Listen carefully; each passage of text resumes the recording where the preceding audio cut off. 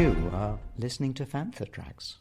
Rolling. Roll. Don't use any of this. Don't tell Okay, me. carry 3. Why?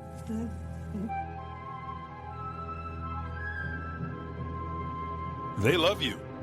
You know. This is Princess Leia Organa. You're listening to Planet Leia. Permission is granted to land on Planet Leia. Brought to you by Fantha Tracks. Here are your hosts, Claire Henry and Johanna Nibielios. Hello, everybody, and welcome to a special edition of Planet Leia to celebrate Star Wars Podcast Day. My name's Claire Henry, and I am joined by my co-host, Johanna Nibielios. We are here to talk about women as usual, as we always do on Planet Leia, but we thought we have done a few episodes where we dwelled into characters, evilness, stuff like that. It's time for a bit of light-hearted fun again. So, Claire, who do you think is the best-dressed female character in the Star Wars galaxy? Oh, well, you see, now we're talking stuff. It's a hard one because if you think about how, we do have a wealth now of female characters in the Star Wars universe. I mean, you could go off with the original Princess Leia, pretty stylish in everything that she does, Yes. including the Slave Leia bikini. Very iconic. You could go with that. I'm going to say they didn't dress her particularly well in her older years. It was just a big old grey cape. Well, I disagree there. I thought they did some interesting, and as a costumer with some curves, I really see how they made costumes for Leia that were made to fit a body that's not too flat. But grey. You could do that journey of it, and you could go all the way down the route of any of these ladies of the Empire, shall we call them? All very stylish women, all very... A well-cut suit that's tailor-made for you will always look very good. Yeah, so you're talking about Deidre Mera, you're talking about Captain Phasma, all very stylish in their own way. And the thing about it is we know that the Empire's uniform, I should say, was kind of based on that well-cut suit. It's a uniform. It doesn't tell you who the individual is. Correct. So that's why then we've now got to decide who are the most stylish. And I'm going to go a bit left field this time. And I'm going to go for Garsa Fwip from the Book of Boba Fett. Oh, yeah, that's definitely left field. Okay, so why? Non-human for a kickoff, Twi'lek. When she walked out into that cantina that she owned, she oozed sophistication. Her outfits were stylish, flattering. You looked at her and you saw there's a well-dressed female who is in charge, oozes sophistication. She might not be the richest, she might be covering it all up, but she oozed that sort of command and presence. And I'm doing it now as I'm talking to you. I'm looking through all the outfits that we have seen, and okay, she's got a certain style about her, halter necks with bare cold shoulders, or it's sort of that scoop neck top, but long flowing dresses with statement jewellery. She is a Twi'lek, and we know Twi'lek, at least the female ones, usually like showing off their body. And she does it in a way that's not overtly shown, but it just oozes that sophistication, shall we say. The choice of fabric, the choice of colour. Okay, quite neutral because it's quite greys and blacks and sort of toned down browns. But you could see that at the Met Gala ball. That would go down well if you were going to the Met Gala ball and you were walking up the red carpet. I think she is an exceptionally stylish character in Star Wars. I think it added to her character, her stylishness, her presence in her establishment.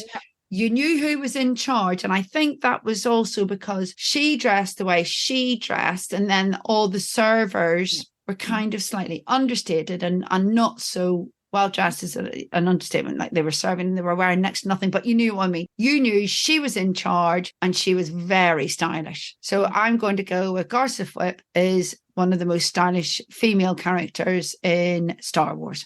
Hi, this is Vivian Lyra Blair, and you're listening to Fantha Tracks. I would actually stay on to the bit of a grayish underworld side because I would actually say Kira. I love Queen Amidala's costumes. They are gorgeous, they are wonderful, but they are in a specific setting. I mean, she can't move in them, basically. Especially not in episode 1. When she's up in her Amidala garb, you can't move in them. I mean, there's even a comedy sketch about that, isn't there, on Saturday Night Live? You know, basically a costume change at every turn of the head. Yeah, and they are gorgeous and great, but they are more like set pieces than actual costume. Now it gets better when she's not a queen anymore, but it's still very formal. And when she's more of a Padme, she's not exactly wearing practical clothes. I mean, when in episode 2, when she and Anakin goes to Tatooine, she's wearing a bare midriff in the desert. She's gonna get so burnt unless they have some magic. And I would say I'd like to go with costumes that are both practical and look good. And that's why I would go for Kira, because she looks so great in everything she wears. She has that cool, sleek, black gown when she's on Bryden Voss's ship. It's definitely some statement jewelry. The dress is very black, very toned down, but the jewelry, and you know that you don't know where, but she's definitely hiding some kind of weapon there, and she is ready to bring out some Teräs and kill her opponents if she wants it, but it still looks so good and so classy. Then you have her, what we see in most of her film, with that skirt and white leather jacket. And it's the same. It's so suitable for the situation she's in. She's looking good. She wants to make a statement, but she can move around in it and she can use it. And when she's wearing that red cape, as when they arrive on Kessel, I mean, it's so cool seeing her walk. She has the total presence. I mean, she could be a Sith Lord when she's wearing that red cape and saying that she's bringing slaves to Kessel. So Kira has both style and the practicality of her costumes. So that's definitely why I would say she is, or probably the most stylish and best dressed woman in the Star Wars galaxy. I mean, I'm not going to lie, I am fond of a knee-high boot myself. Yeah. And who doesn't like a bit of pleather? I mean, obviously hers will probably be leather, not pleather. But again, it's a great look. It's something that you could actually probably get away with wearing now in our universe. I might have worn a jacket like that, very similar, but in red and in wool, but very similar to that I loved to pieces. I might be a bit partial. I mean, the thing about what that white leather jacket that she wears is it's a bit of a biker jacket, isn't it? But the collar on it sits beautifully, gives it sort of a Bardo look to it. That is a very flattering look to anybody, I think. And the same goes for a skirt length, that it's actually a bit to the knee and bit below. I mean, it's so easy. If you think about skirt lengths in Star Wars, it's either like, does it even exist? But it's very short and very sexy, or it's full-on gown, very long. You rarely see this very practical look that makes everyone looks good with a length like that, especially if you pair it with a high boot. That dress that she wears on the ship, it's a classic. If we were to wear that out to a party or something like that, you know, long slit, that scooping neckline. And for me, it's the long sleeves. But it's a very old, classic Hollywood style. A bit updated, but you see these big film stars. And also in her hair is also done in that all waves. And it's like, it looks very classy, but she has turned it up a notch. And it should be said, a dress like that only looks good if it's fit to perfection and well made. Yeah. It's so easy to make a dress like that look bad. But here it's fit to perfection. And it's sewn. I mean, I totally understand that it's a challenge. If you're a costumer or a cosplayer and you want to make that dress, be very careful because it's so easy to get it wrong. You also need to have a material that's really good. You can't make it out of cheap poly satin because then every wrinkle will be seen. It will be dreadful. very unforgiving, and you need to be very careful if you're ever going to wear it. The red cape that you were talking about with the biker jacket, let's call it, and the leather skirt, very stylish, and probably does hint to the whole Sith background that is written to have. Again, it's just a little nod to it. Her hair is stunning. And that's also for the practical view. If you want to make Kira, you can actually make her hair. It's not complicated. I might have gone to work sometime with a Kira-inspired style, and no one knows that for May 4th that I do that side part and a ponytail in the back, because it looks good. A blunt fringe doesn't always suit everybody. I don't think I would necessarily suit a blunt fringe, but she certainly does. And it carries it off well. And again, it's not like Rey's hair or Leia's hair. They are all complicated styles that, if you're going to be a cosplayer and do them, requires a lot of time, a lot of effort, a lot of hair clips. And a lot of hairspray. I'm all for making it very easy for myself in that sense. So again, I think you could get away with, what is it? It's a ponytail with a side parting. So yeah, I think the nod and the dress is definitely to the 30s, which is the feel on the ship, isn't it? And the whole film is, of course, a fun adventure based in a way on the adventure serials that you had in that time. You could actually go out on the street dressed like Kira, not in her black dress, that would be for the red carpet, but you can go dressed as that, but she makes it look so good. So here, good looks and practicality, she's the perfect combination. Tick. For everything in one location, daily news, reviews, interviews, podcasts, video and social media feeds, bookmark panthertracks.com for Star Wars news 24/7, 365.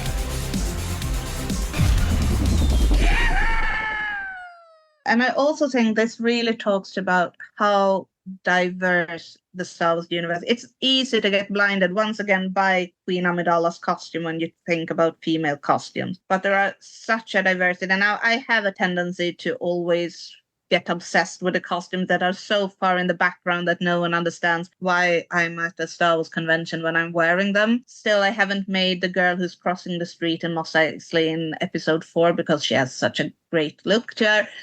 But it shows that you have a galaxy that's filled with so many styles. And I think, sure, most of the female actresses are very good looking. They are slim, but you can find something that suits everyone. And yes, you said that Leia was a bit boring in the sequels. But I really like that those costumes were made for a mature woman with some extra kilos. I do get that. If you liked the flavour of this episode, you need to tune into or go back to our catalogue of old episodes and have a look and see what we talk about. We hope that you've enjoyed this episode today. It's only a little snippet of our ramblings of Star Wars, but please do come and check us out and listen to some more female. And the thing about it is female, but it's female from two sets of views. Yeah. An old trilogy, old bag like myself, and a prequel fan like yourself. But we do talk about the new films and the TV, and you can see that because the two stylish women of the galaxy, and we have a wealth of stylish females to choose from. We've chosen from the new TV series. So we embrace all elements of Star Wars, don't we, Johanna? Yeah. We love Star Wars. That's why we love talking about it. And we are women. We have a tendency to look at it from a female point of view, and it's worth raising this female point of view. And yes, it can be about clothing, and sometimes it can be a bit deeper. We really like bringing it all to you. We are shades of light and dark, shopping and fashion, evil and good. I think we've even chosen about going away. Where would we go on holiday? Yeah, we had a holiday episode. We had a holiday episode too. So I'm going to leave it to Johanna to say thank you for listening. Thank you for listening. If you want to be a part of the action and stay updated on all the latest Star Wars news, visit Panther Tracks and be sure to comment, like and share on any of our social media feeds at Panther Tracks. You can reach out to us and send in your listeners' questions by emailing radio@panthertracks.com. Subscribe, leave a review, preferably a 5-star one. on Amazon Music, Audible, Apple Podcasts, Google Podcasts, Spotify, or your podcatcher or smart speaker of choice. And as always, thanks to James Sample for composing the Fantha Tracks intro and our Planet Leia opening music, and Mark Daniels and Vanessa Marshall for our voiceovers. Remember to tune in to Good Morning Tatooine, live Sunday evenings at 9 p.m. UK, 4 p.m. Eastern, and 1 p.m. Pacific on Facebook, YouTube, and Twitch. And check out our Fantha Tracks Radio Friday night rotation every Friday at 7 p.m. UK for new episodes of The Fantha Down Under, Planet Leia, Desert Planet Discs, Start Your Engines, Collecting Tracks, Cannon Fodder, and special episodes of Making Tracks, and every Tuesday at 7 p.m. UK time for your weekly episode of Making Tracks. I think that outro is almost as long as our episode this week. Yeah. But listen, thank you everybody for listening. If you want to check out more of what we talk about, please listen to Planet Leia. You'll find us everywhere. But from Johanna and myself, a very happy Star Wars podcast day. And check out all the other brilliant podcasts from Fantha Tracks. So for now, may the Force be with you all. Thanks for listening. Thanks. We love you. You know. Coming up next on Fantha Tracks Radio, it's Collecting Tracks.